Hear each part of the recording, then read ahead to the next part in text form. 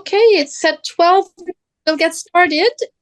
Good afternoon, everyone, and welcome to Medical Grand Rounds. Before I remind everyone to please enter your questions in the chat at the end of the presentation.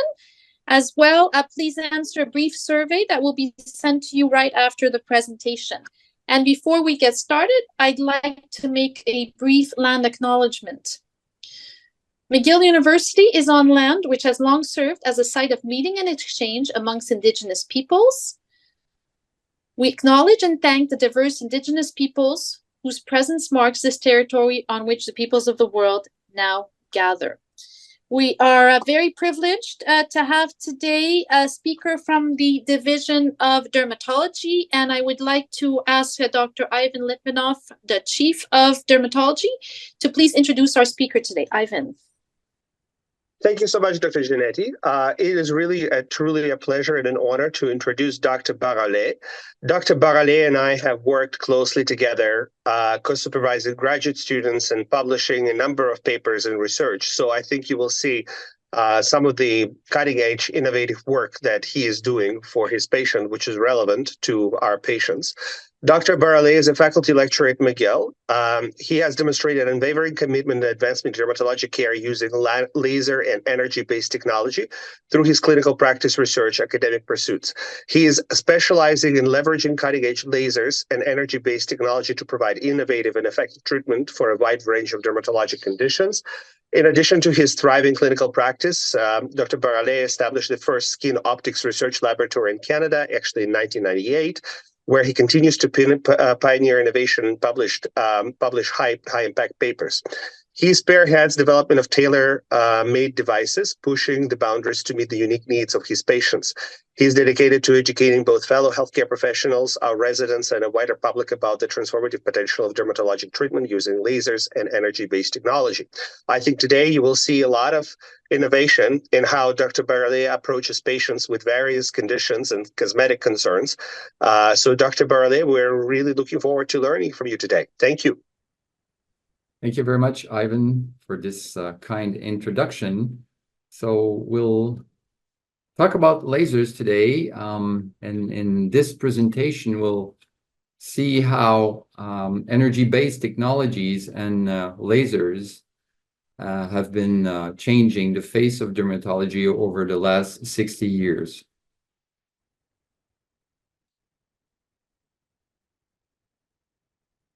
So first of all, a quick look at the agenda. We'll be talking about laser technology and basic science essentials at first, then switch to some applications, either classical or unusual applications. And we'll also talk about some personalized treatment approach that I developed in my lab for patients. And finally, since the technology plateaued in the last few years, now we were kind of more and more combining therapies or combining different devices to get the best clinical results. And finally, we'll talk about some trends in dermatology technologies. So first of all, did you know that the only Nobel Prize awarded to a dermatologist was in 1903 and for a phototherapy application? In fact, Dr. Finson, a Finnish doctor, developed a carbon arc lamp for the treatment of skin tuberculosis. We call it lupus vulgaris. And this guy was pretty clever. As you can see here, with a single device, he was able to treat 4 patients with rigid optical delivery system. The story about lasers came a little later, at the end of the 50s, with the invention of the laser. It was a ruby laser. And so in the 60s, it was a kind of experimental era where new light sources, new lasers were becoming available, like the CO2 laser, the argon laser, and for sure the ruby laser. And the first laser that has been used on the skin was by Dr. Leon Goldman in 1961 on a pigmented lesion. So he was able to clear the pigmented lesion with the ruby laser. In the 70s, we thought that the laser was good for everything. So it was a kind of learning curve and trial and error decade where many patients got burnt because of that, because they were trying different parameters on the skin. But everything changed in the 80s. A major paper was published in the journal Nature by the group from Boston, from Harvard, Dr. Parrish and Dr. Anderson, Rox Anderson, who published a paper on selective photothermolysis. So very interesting theory for the use of laser, where you concentrate the photons, the light particles, in a specific target in the skin, and you confine the energy to this target, sparing normal skin around it. And this was the base for the first few treatments of port wine stains, vascular birthmarks, etc. Later in the 90s, so many applications became available. It was a kind of gold rush based on the theory of selective photothermolysis, and several devices became available, like the Q-switch lasers for the treatment of pigmented lesions, tattoo removal, resurfacing, vascular lasers also, air removal, photorejuvenation. It was really exciting times, and I was part of it because it was the beginning of my practice. In the 2000s, fractional lasers became available, tissue tightening with radiofrequency ultrasound for skin laxity. A little later, body contouring devices, fat reduction. And finally, now, we kind of, with the technologies that are plateauing a little bit, not much new is coming, so we kind of combined the existing lasers together to get the best results. The 4 different laser tissue interactions are happening when light touches the skin. First of all, photothermal, which is the most important interaction, where you generate heat in the target to remove, let's say, a blood vessel or a pigmented lesion, and that's based on the theory of photothermolysis. Second, you may use it as a shock wave. So if you use a very high energy for a very short period of time, like a billionth of a second, you induce a cavitation in the skin or tissue that you're targeting. So you may, let's say, fragment tattoo ink in the case of tattoo removal.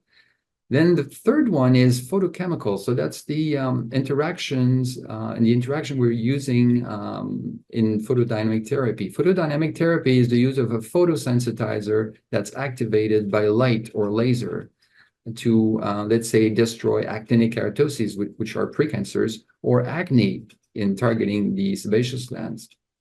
And finally, photobiomodulation, low intensity light, like the sun, with the use of visible or near infrared light, let's say, for the wound healing that's enhanced with these technology. We'll see some clinical applications a little later.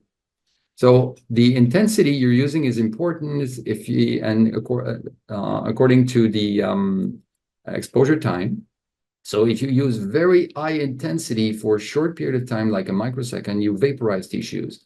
And that's the principle you're using, the end result, let's say, when you're vaporizing a lesion with a CO2 laser. You target water, you vaporize one layer at a time, and you get the results.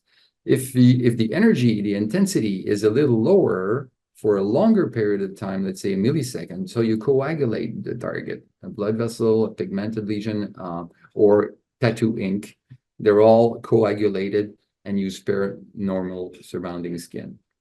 And finally, if the energy is very low, without any damage to the skin for a long period of time, let's say minutes, you photobiomodulate the skin. So you're using this light to make the healing better or reduce the inflammation in the skin. So there are many technology that exist now, like the lasers for sure, which may be non-ablative or ablative. There are IPLs, like flash lamps, that can be used. It's a kind of emulation of a laser, and it's a flash lamp with filters to restrict the bandwidth that you're emitting with the device. They're kind of Swiss knife device, not as precise as lasers, but they're used mostly in aesthetic clinics. We also have photodynamic therapy with the use of a photosensitizer activated by light or laser. Radiofrequency, not as much used now, but still, when combined with microneedling, you may get very interesting results, especially for scars, atrophic scars, or textural change, or wrinkles. Cryolipolysis, which is the use of liquid nitrogen or liquid nitrogen derivatives for fat reduction, high intensity focused ultrasound for tissue tightening, and LED therapy for photobiomodulation, for example, wound healing. So the lesion, the classical applications that are well known in dermatology now are really according to the target you want to destroy in the skin. So in the case of oxyhemoglobin, you're going after vascular lesions, blood vessels in the skin. So a port wine stain, rosacea, or any telangiectasia that you may get may be treated effectively with vascular lasers. Pigmented lesions, you're going after melanin. So our kind of the absorption coefficient of melanin is within certain limits of the light spectrum. And so if you use a laser with the right wavelength, you're able to destroy the excess melanin in a pigmented lesion. If you're targeting water, it's different. Then you're removing layers because there's water everywhere in the skin. And so you're removing one layer at a time with, let's say, a CO2 laser. You're working more in the near infrared spectrum for these indications. And then if you want to target a tattoo, it's an exogenous pigment that's present in the skin, and different wavelengths may be needed depending on the color of the ink you want to remove. And finally, hair removal, it's still melanin, and the one you're targeting is present in the hair follicle.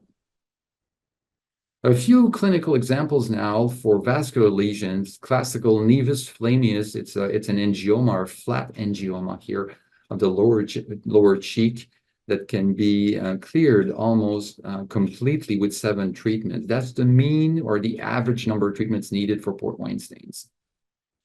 Another example here on the temple of this gentleman, 5 treatments were needed, and they're more easily removed when they're at the periphery versus in the middle face area, which is more resistant most of the time.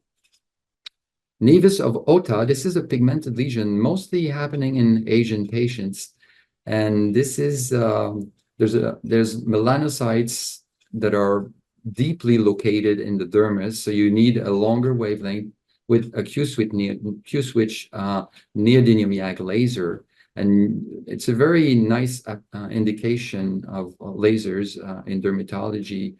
This was formerly untreatable. Now with the advent of these Q-switch neodymium YAG laser, we were able to remove them all, clear them all within a few treatments, 5 to 10, depending on how deep and how dark they are.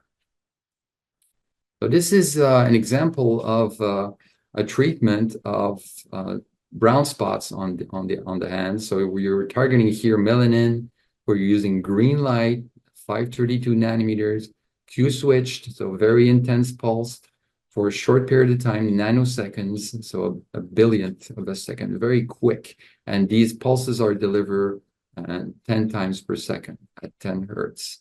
And this is the best treatment to avoid loss of pigmentation, which may happen on the hands when you're using liquid nitrogen, for instance.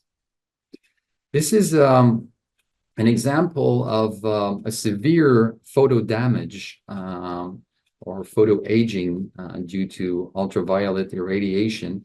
This lady was working in a greenhouse for all her life. And that's why she's so damaged, especially on the cheeks. And after 2 treatments, you get really interesting results. And the in-between picture is really what happens after. So this is at day 5 with redness, swelling, crusting, oozing. They have to go through that to get the result that you see on your right. No textural change at the end, no loss of pigmentation, no demarcation line. It's a very nice result, and you can achieve that with an ablative CO2 laser. Two functions. The first, well, the CO2 is good to resurface, so you raise the lines at the surface, and second, it will shrink the collagen, so you get this kind of a tightening effect with the CO2 thing that you're not that you can't have with the neodymium YAG or erbium YAG. I'm sorry. So now this is an example of a tattoo. It's a monochrome tattoo. It's one color. It's carbon ink, easily removed.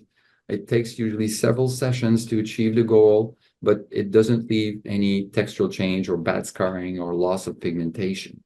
When we're in front of a multicolored tattoo, that's another story because some ink are much more difficult to remove, macromolecules of, let's say, purple ink or yellow ink or even aqua blue ink, much more difficult. So you may need more than one laser to remove them.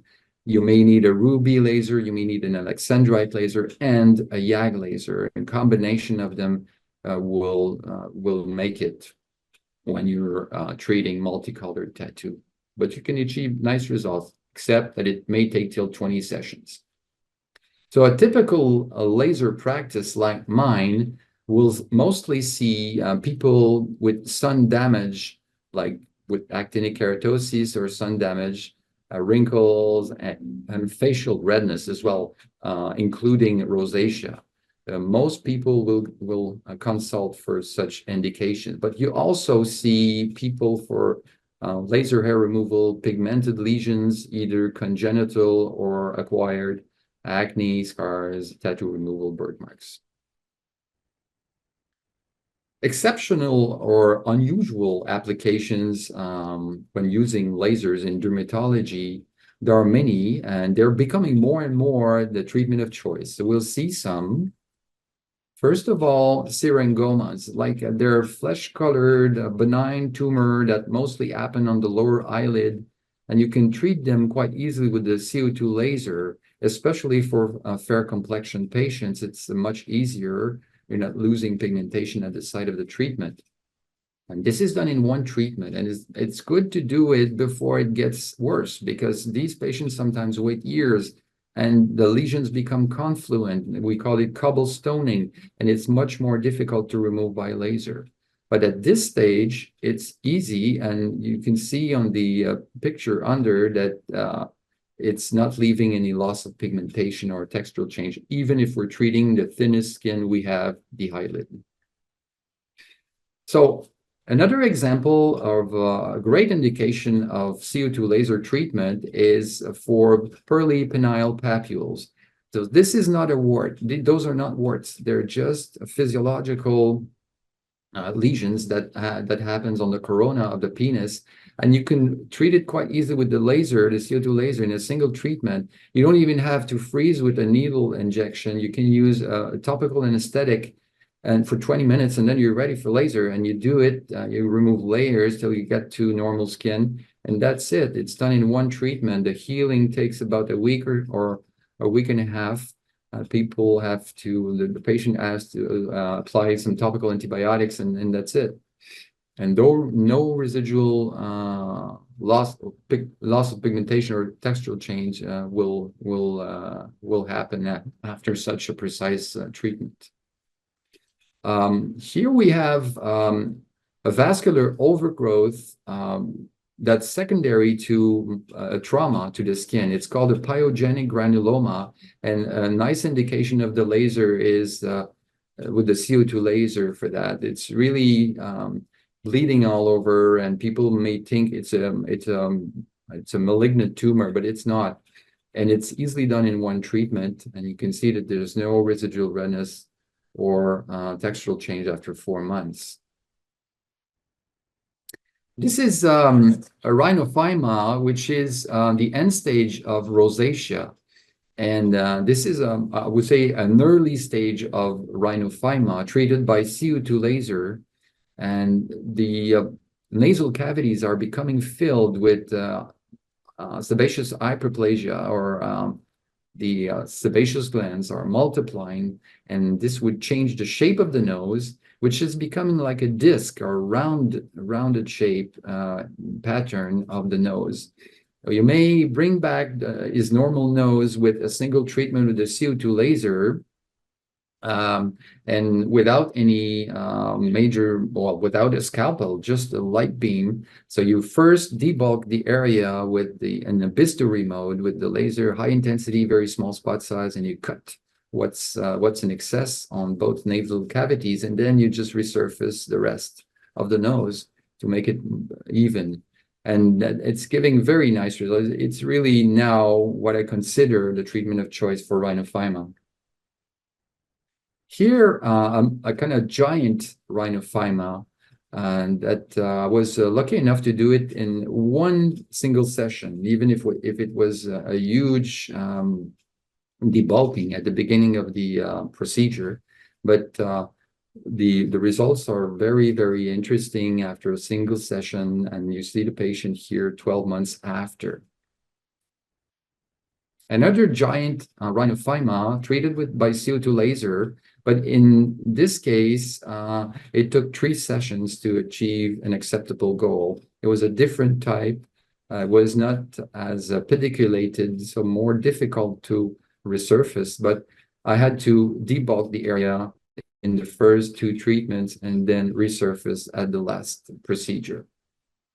But it's really something that will change the life of the patient. So if you look here, we're talking about the precancer of the lip. We call it actinic cheilitis, and this may be treated by CO2 laser as well. You see the intervention here. We have to remove layers. So first, the local anesthesia, which will swell the lip to a certain extent, and then you proceed with the first vaporization of the lower lip.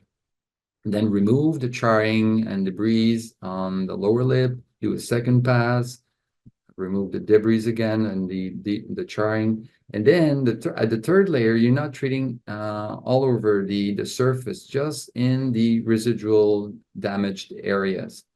And at the end, you just apply some topical antibiotic ointment for about a week or so. So this is really a nice procedure.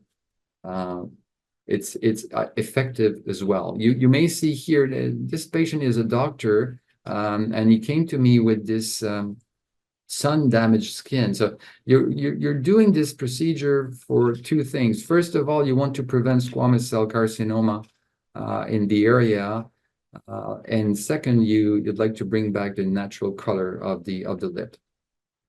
And you can achieve that without any problem. So you're not seeing any textural change or bumpiness at the vermilion border here.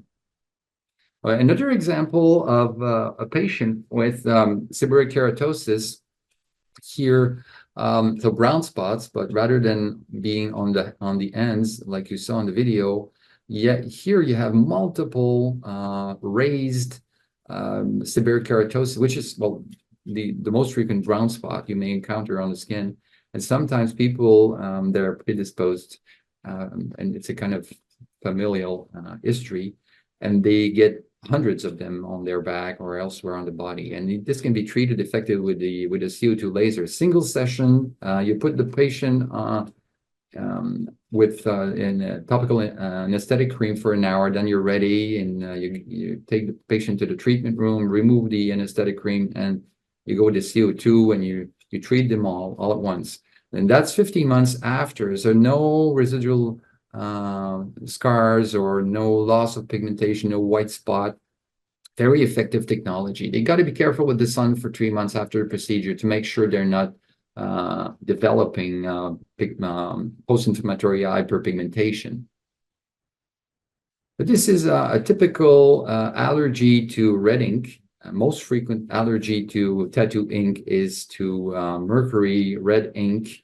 The name of the allergen is cinnabar, and this may bring very, very bumpy, itchy, and also inflammatory lesions at the site of the allergic reaction.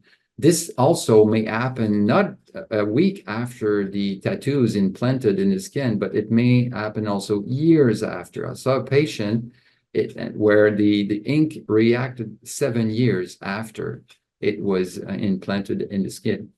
So when it happens, the only way to get rid of this reaction is to remove ink, red ink. And in this case, we're using a Q-switch neodymium YAG laser at 532, so green light, for 5 consecutive treatments every 2 months, and you're able to get rid of the reaction. Here, you have a patient with multiple sparse sebaceous hyperplasia of her nose. Single treatment, easily done. The nose is an excellent place to heal. Lots of adnexal tissues, and the skin will kind of re-epithelialize more effectively. So CO2, again, very nice results. No residual lesions. This is an example of a benign brown spot called a café au lait spot, and it's treated effectively with green light. And we're using also the Q-switch neodymium YAG laser. It would take 8 treatments, between 5 and 10 most of the time. So it's really a progressive approach to fragment the pigmentation, treatment after treatment, to avoid any textural change, and you can achieve the goal. Another example of a café au lait spot treated with the same laser 10 times. And this is a treatment, an interesting treatment, let's say when the lesion is very extensive like this one, and it's on the face, really visible, and people with these lesions, when the edge of the lesion is jagged like this, will respond better than when the contour or the edges are smooth. So we call, most of the time when we see a patient with a café au lait, if they have smooth borders like the coast of California, they won't respond as well as if they have jagged borders like the coast of Maine. So just switch to the next slide. Another disease or skin condition where laser can be very useful is vitiligo, complete loss of pigmentation. That's an autoimmune disease. It can be treated, especially when it's a recent vitiligo, can be treated quite effectively. This is a 7-year-old patient, and when they're dark complexion, the demarcation is even more pronounced, as you can see here.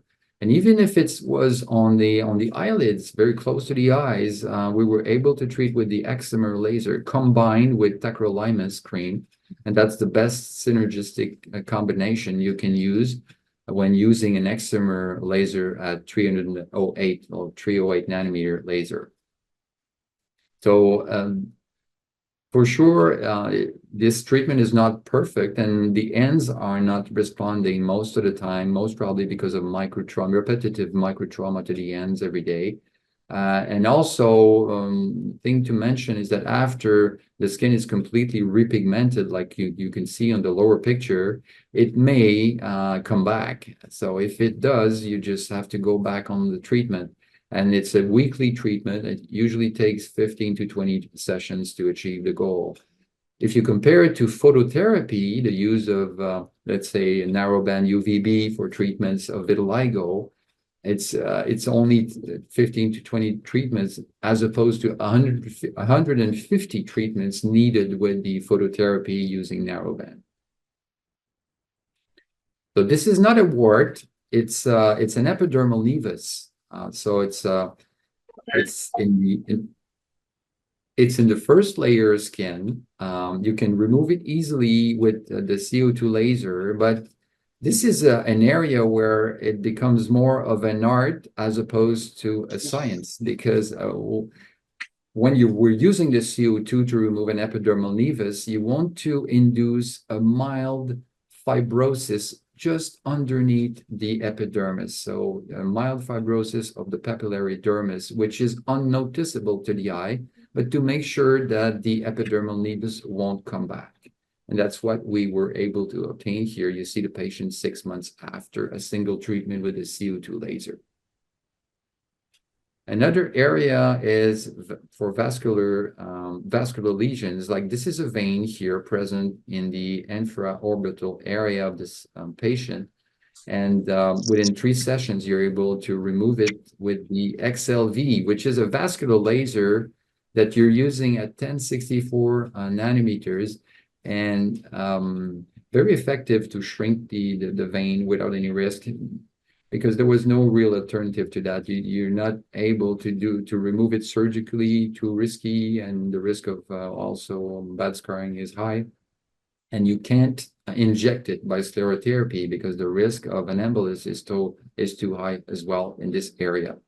So laser becomes really the treatment of choice, and XLV is an excellent treatment for veins of the upper body, but not for leg veins.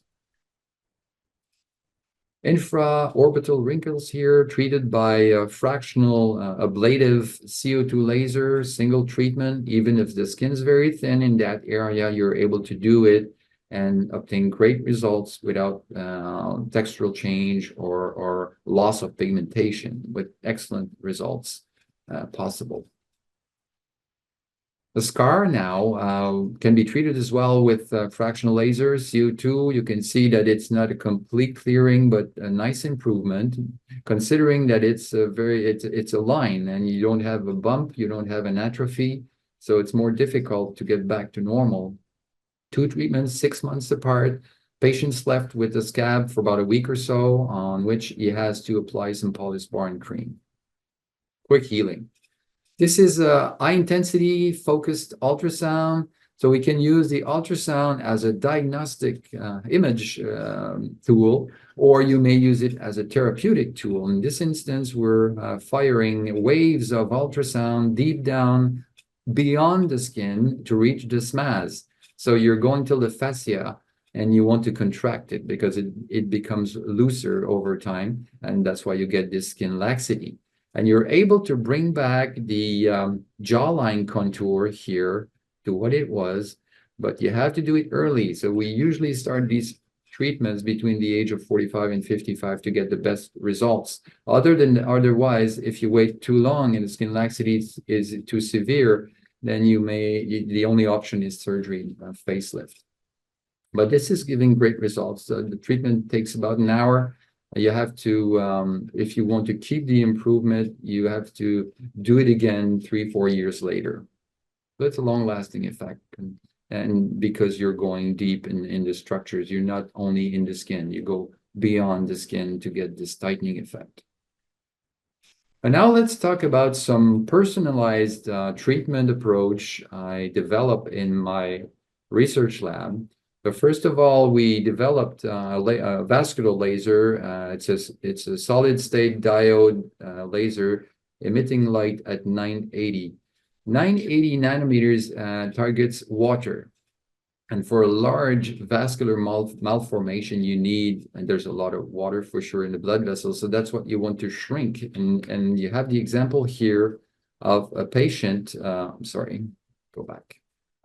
This patient with this vascular malformation as part of a Sturge-Weber syndrome on the right side of her face with an hypertrophy of the lower lip right side. And after 4 sessions with the diode, because surgery was not possible for this patient. So after 4 treatments with the diode at 980, we were able to shrink it by at least 50%. Patient was pleased with that. Another area where we're using the 810, which is most of the time 810 nanometers is used for hair removal. And this is an interesting story. A patient who had a cancer of his tongue. So the tongue was removed and it was replaced by a skin graft coming from his thigh. But he had airy thigh. So the skin that was transplanted there was very airy, long hair in his mouth, inducing a kind of gag reflex all the time. So the challenge was that how could we bring the laser beam into the inside of the mouth to remove the hair? So we developed a rigid optical fiber guide, a kind of rod to deliver the light energy or the beam to the site where the hair were located inside the mouth. And within 15 treatments, because it took a lot of treatment to get rid of the hair completely, we were able to clear the hair, and no more gag reflex for this patient. So it was really, really encouraging. Here, another area where we work in my lab is photobiomodulation. So the use of low energy light, like the sun, and by the use of visible and near infrared light, you're able, without any thermal heat and thermal damage, just the effects of the light photons in the skin, you may accelerate, let's say, wound healing or reduce inflammation. In this case, it was a 70-year-old patient with major heart problems, so it was not possible to do surgery, plastic surgery, a flap or a graft on this major ulcer on the right knee. And within 12 weeks, we were able to close this wound, this major ulcer, completely, just with a light treatment. This is pretty much like blue light we're using for neonatal jaundice. In this case, we're targeting bilirubin at a certain wavelength in the blue spectrum to kind of catabolize the bilirubin from patient's blood. And it's pretty much the same principle we're using by using other visible light, not only blue, but also red light, to heal certain ulcers that are not healing properly. So in this example, it was on the shoulder of a 55-year-old patient, and the major ulcer wouldn't heal for a year and a half. So we decided to use the same light, and you can see here progressively you'll see the ulcer close and recuperate almost completely within 13 weeks. So the treatment is done not only in my clinic, but also at home. So people bring a small home use device and do a treatment every 2 days.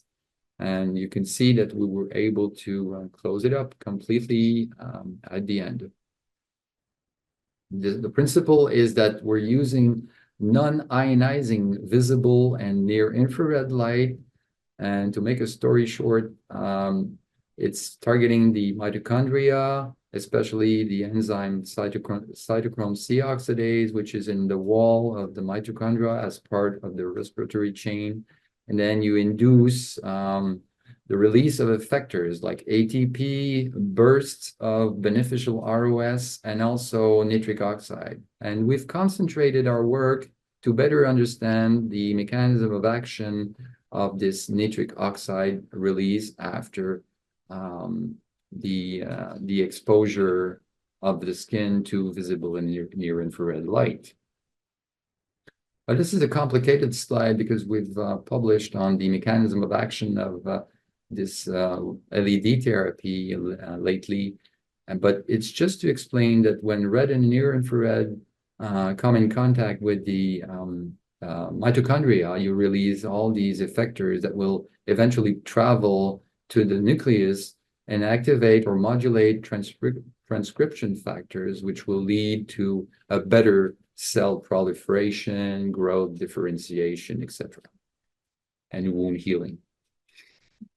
So more recently, we're just starting actually a study on 36 patients, and we'll kind of expose the whole body to red light or near infrared to see the systemic effects. We know that nitric oxide, there's a big nitric oxide store in the skin. And if we can release it by light exposure, we could get beneficial effects from it. And you can see here that the stores are high. So NO can have multiple effects. We'll test the cardiovascular ones in our next study. We'll measure hemodynamics, so like blood pressure, etc. And also we'll take blood samples to measure nitrite and nitrate in the blood to see what's going on when the whole body is exposed to photobiomodulation LED light. This is an hypertrophic hemangioma. You saw one earlier on the lower lip. This is a doctor and she had Sturge-Weber as well with an hypertrophic hemangioma of her upper lip, losing the vermilion border here. And within 4 treatments with the same 980 nanometer laser built in my lab, we were able to take back the patient to what it was before, like a smooth vermilion border, no more hypertrophy of her upper lip. The use of photobiomodulation as well can be done at home, as explained earlier. And this patient with morphia, which is a subtype of scleroderma, especially on the skin, and it's sometimes very, very hard to treat. No treatment alternatives are possible. And the area may become atrophic till the bone sometimes. And so you may get grooving at the site of the disease with some hyperpigmentation, inflammation, and it's maybe very bothersome, especially when it's in an exposed area like the face. So the patient had a small device with LEDs, low energy. A treatment was done every 2 days for 3 months, and we were able to reduce the inflammation that's taking place because it's an autoimmune disease. So we kind of modulate the inflammation, and we were able to reduce not only the inflammation, but also the pigmentation, which is secondary to the inflammation. So we call it post-inflammatory hyperpigmentation. Another example here, but this patient was more inflamed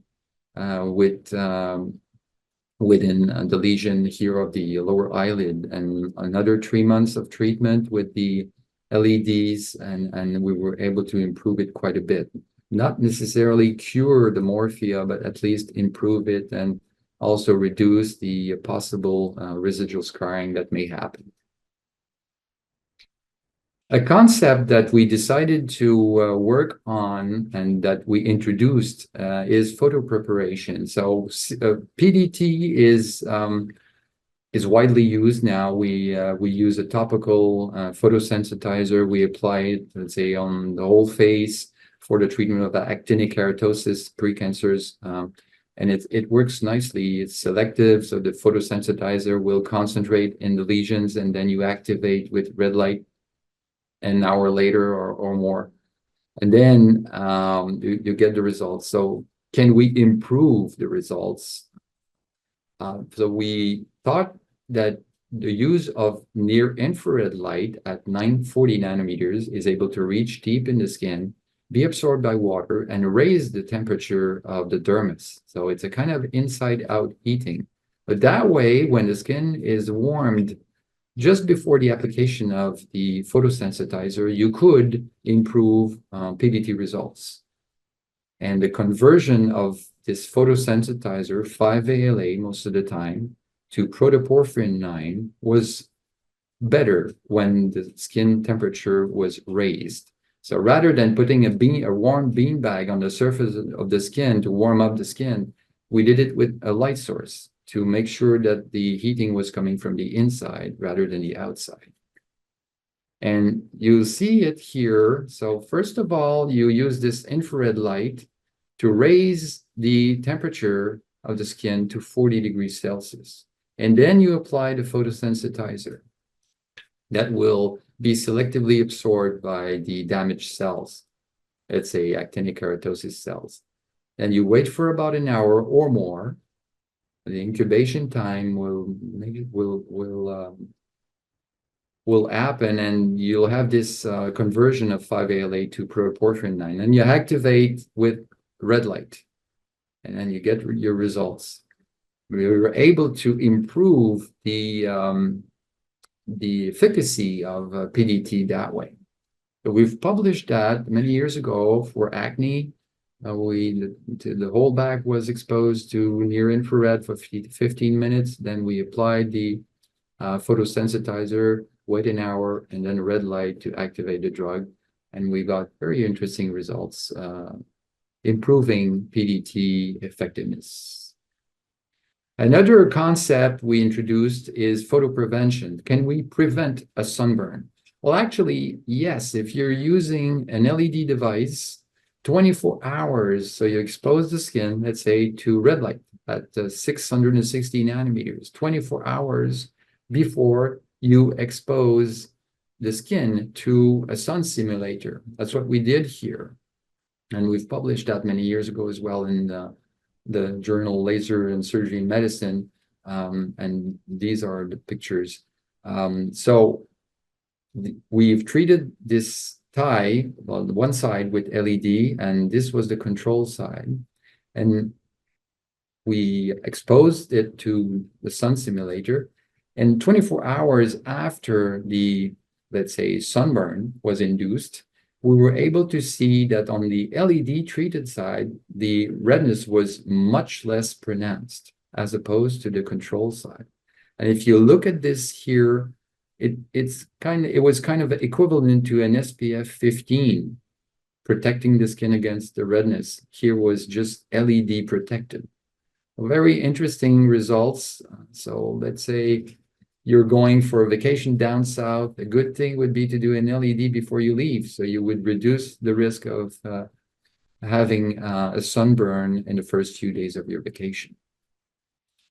You can also use the same concept, like a preconditioning of the skin with LEDs to prevent hyperpigmentation. And this patient, well, it's an Asian patient with syringomas, like the flesh-colored benign tumors we discussed about earlier.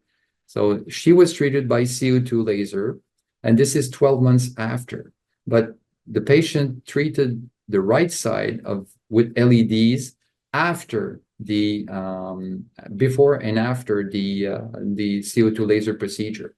And as you can see here, at 12 weeks, there's brown pigmentation on the untreated side as opposed to the LED treated side. And 6 months after, still some redness on the untreated side as opposed to the LED side. So we could also prevent post-inflammatory hyperpigmentation with this concept and this treatment with LED therapy. Another area in which we're working in my lab is can we improve the treatment of basal cell carcinoma?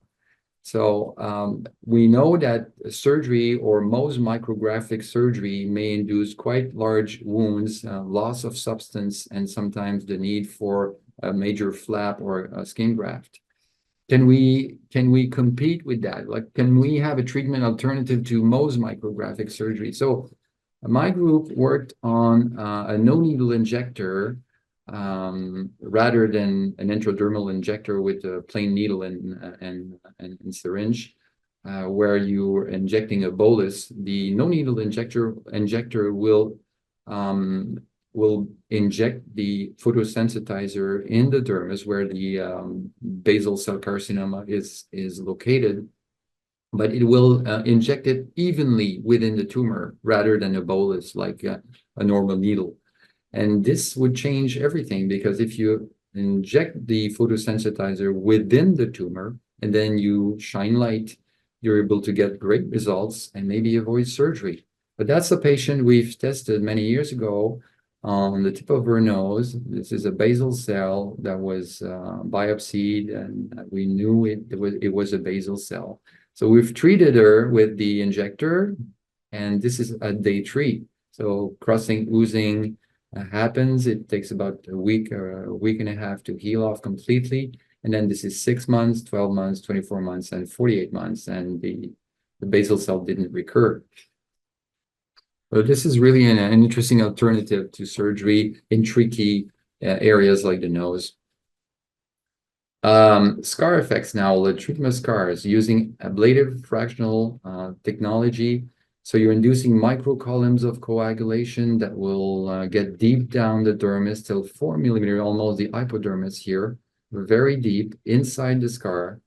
But you want them like separate apart, like you'd like them low density. It means that if you're using a density that's too high, you'll generate too much heat and you may increase the scar. Here, you like to make the scar more pliable. So it's really the example of cheddar cheese versus Swiss cheese. By inducing these micro columns, these small holes inside the scar, you make it more pliable. And you may also increase the amplitude of the movements, let's say, when you're in front of a great burn victim with a limitation due to a scar of let's say, the upper limb or the lower limb. And that's great because these ablative lasers now are also used in combination. So what we do, we kind of make it even better as far as the results are concerned. And you'll see here, after applying local anesthesia for this burn victim on the knee area, right side, so the local anesthesia for an hour, then we're using this ablative fractional laser, 3% density. So there's only 3% of the surface that's treated at every square. So that way you're inducing these microcolumns, deeply located, 4 millimeter deep, very high energy per pulse at 150 millijoules. And then you apply this topical corticosteroids to try to make it penetrate inside these small holes, these small microcolumns of coagulation. So this topical corticosteroids is applied, followed by the impact. This is the device that's used. We call it sonotrope, or it's an ultrasound at 7 megahertz to push the medication deep down the microcolumns and get a better effect. That way, you're able to achieve quite impressive results, because this is a prone area for bad scarring, the chest area. And with the technology you just saw in the video, we were able to achieve very nice results. And now with the technology that has plateaued a little bit in the last few years, we're using combination treatment more and more to improve the results. This is an example of the combination of ablative fractional resurfacing, so treatment of the wrinkles around the eyes with an ablative treatment, which would leave redness for a week and a half, swelling, etc. So can we combine the device after the laser that would reduce this inflammation, this redness? So this is 3 patients as part of a study, and we've treated the right side with LED after the resurfacing of their wrinkles. And you see it at day 4 that the redness is unnoticeable on the right side at day 4 as opposed to the left side. This is another example of a combination. Bad scarring. This patient came to me. She was treated at a place called Bye Bye Tattoo. Many patients were burned there. They were injecting lactic acid in the tattoo. Like terrible stories happened there. And this patient was not only left with a bad scar, but also some ink from the former tattoo that was left there, residual ink. So we had to remove residual ink with a laser, then pulse dye, then pulse dye laser was used for the redness, and then an injection of triamcinolone 3 times. And then we used another type of laser, the ablative fractional topical corticosteroids application, and the impact or the ultrasound. And finally, we got an interesting result. So it's really a combination of 3 lasers and also cortisone injection that were needed. So the trends now are that we're going back to ablative strong lasers now to get results, because people realize that the limitations of non-invasive procedures. Also, people are no longer looking for a perfect look, so there's less pressure on the clinician, and we try to reach a kind of to put the patient at their best rather than looking for perfection. And also another trend now is the challenge for the treatment of skin, of the skin, even the pigmented skin, like people with dark complexion. This is a challenge because melanin is present in the epidermis, and this may end up in hypopigmentation. So we have to find ways to treat these patients as effectively as the one with a fair complexion skin. So in conclusion, dermatology went from a more contemplative specialty to a more interventionist approach. Multiple indications exist now, either classical, exceptional, or even more personalized, as I did in my lab for my patients. And also the combination of treatments is getting more and more popular now because of the technology that's really plateauing now. And finally, new trends, like we're going back, it's like back to the future. We're going back to a stronger treatment like in the 90s. We also have less pressure from the patients to reach perfection. And finally, we have this big challenge of treating people of all skin types. Thank you very much for your attention. Thank you so much, Dr. Barolet. Thank you. Really a fantastic presentation. Thank you for sharing this with us and all these wonderful images and your experience. Greatly appreciated. There's a few questions in the chat. We don't have much time, but I'll go through them. Tina Padma wants to know, she said, first of all, fascinating work. Can you repeat the link between CO and body application of CO? Is it by laser? I ask as a nephrologist where the course of tubules are epithelial cells, and I'm curious that epithelial protection in prevention or healing of acute tubular necrosis. I didn't get the beginning of the question. I'm sorry. The link between CO and body application of CO, is it by laser? Maybe, Tina, you can ask your question. You want to unmute? Please. What do you mean by CO? Sorry, I feel like I missed the moment where you were thank you so much for your rounds. Your patients must love you. You have probably changed the lives of so many people in so many positive ways. I was really moved by probably how much people's lives have improved just by having met you. So my little question is, I'm a kidney specialist, and of course, acute tubular necrosis is really kind of a sunburn to the tubule cells in a way where they kind of get damaged and then rejuvenate and the person gets better. And I was sort of intrigued by your application of, is it carbon? I'm sorry, or nitric oxide the release application. Of nitric oxide, yeah. Sorry, not CO, nitric oxide. My apologies. No problem. Yes, absolutely. Nitric oxide is everywhere. It's kind of ubiquitous. So yes, if we can release nitric oxide from the skin, which is a great NO pool by light, would it have an effect on the kidneys? Maybe we would have to study that for sure. But what we're doing now at first, because we know that nitric oxide will vasodilate blood vessels, and the Nobel Prize was awarded in 1998 to Dr. Fergotz, I think, because he proved that nitric oxide can dilate blood vessels effectively. So if nitric oxide is released in the blood circulation in a certain quantity, and it may reach the kidney, maybe, but this would have to be proven first with the exposure of the whole body to get as much nitric oxide as possible and maybe get a distant or remote effect on the kidneys.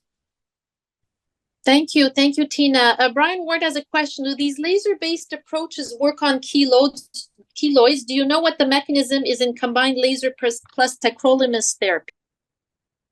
Yeah, some keloids are responding well, especially on the ear, and even big ones may be treated by CO2 laser effectively. Others won't respond as well. So the best is an hypertrophic scars.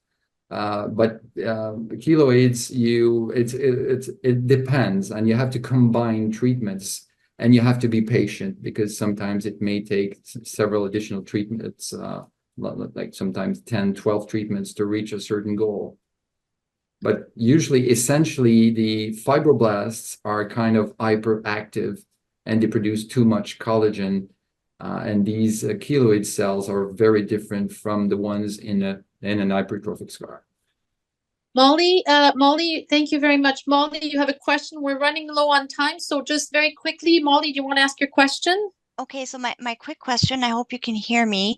We have a large population of sickle cell patients here at the MUHC, many of whom have ankle ulcers, which are extremely difficult to heal over years. And they're multifactorial: venous insufficiency, arterial insufficiency, and also a nitric oxide sink phenomenon. So I was interested in the work that you were doing with ulcers. Do you think that could be applied to long-standing, difficult to treat ankle ulcers in sickle cell patients? Most probably, it's the good thing about a light treatment is that photons, particles of light, can penetrate deeper than a cream. So you may get deep enough to get this kind of re-epithelialization phenomenon at work. Several wavelengths are maybe used. If you're using, let's say, red or near infrared, you can go quite deep in the ulcer and get an improvement. For sure, this technology works when the cell is impaired.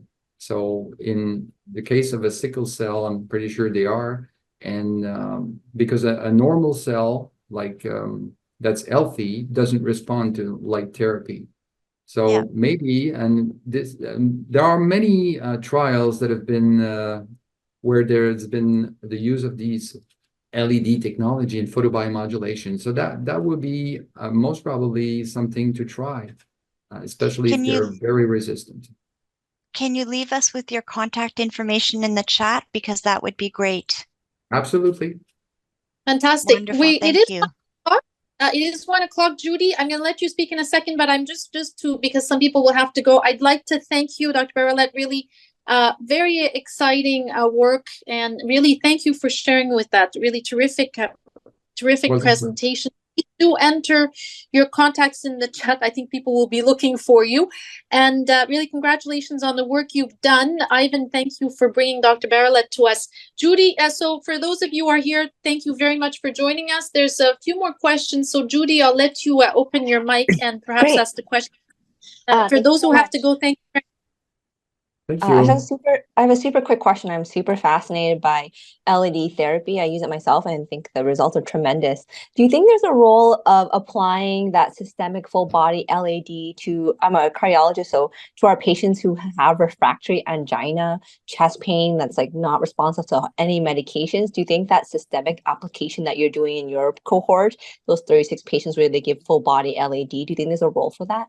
Well, actually, we were starting this study on the systemic effects of LEDs on large surface illumination, and we did a few tests. And so far, what's interesting is that when we put the patient under this very intense red light in the first few minutes, you see a decrease in the diastolic and then the systolic pressure that will take place in the first 5 minutes. And then it stabilizes, and then it lowers the pressure again. So yes, I think there's an effect. Would it be helpful for angina patients or people with major artery, heart disease? I'm not sure, but at least it wouldn't harm, because there's no way you can damage the skin with this light. And I think that the mechanism of action is really via nitric oxide release, which is taking place. And for sure, and they say that there's a study, I think a few months ago, if you lower systolic blood pressure by 5 to 10 millimeter of mercury, you're able to reduce the angina and myocardial infarction by 10-15%. So pretty sure that if you use this technology to reduce symptoms or even the cardiac condition of somebody, that would help. There's an interesting paper by Stern done in Germany using blue light on that. If you want to, don't remember the name of the journal, but it's by Stern. Yeah. Yeah, I'll definitely take a look. Thank you so much. I'll look into that. Thank you. Thank you. Thank you so much. Just a quick question about cost. Can you tell us, like, what of these costs? I mean, it's a big question, I guess, but, you know, for the medical kind of conditions, are these costs covered by the RAMQ? Most of them are not. Most of them are not, but I'm no longer on the RAMQ, but some applications may be covered now, especially when you're using the CO2 laser for benign tumors. Yeah. Fantastic. Ivan, if you're still there, do you want to say a few last words before we close out? I just want to thank Dr. Barolet. I mean, we really showcases the amazing work that he does in this research and dedicating the time selflessly to help his patients. I think this was a very nice introduction to this sphere, which we don't get introduction enough at this rounds, and it's very interesting to see what we can do for ourselves to stay healthy and to stay young and to treat our skin, and also for medical conditions to once you've exhausted certain treatment options or patient preferences to avoid systemic treatments, then you have skin-directed modalities. So thank you, Dr. Barolet, for your amazing talk. My pleasure. Fantastic. Have a wonderful afternoon, everyone. Please enter your contacts in the chat for those who are waiting for that, Dr. Barolet. Thanks, everyone. Thank you. Bye-bye.